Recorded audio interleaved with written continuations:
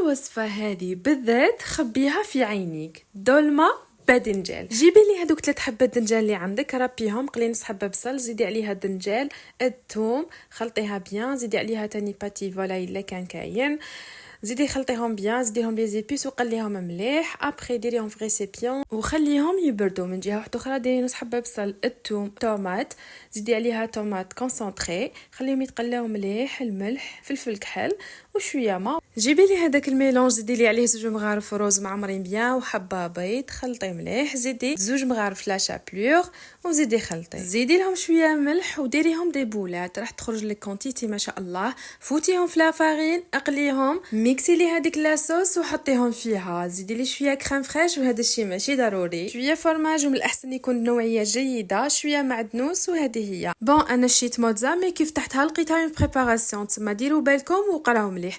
ودروك شوفوا لي هذاك لو بلا الله الله تاع رمضان، ما تقولوا لي والو، واحد البنه انكرويابل مي فري، غادي تاكلوا وتبكوا. شوفوا هذه هي الوصفه تاعنا اليوم، خبيوها عندكم وما تنساوش ديروا لي جيم وكومونتير و تري بيانتو.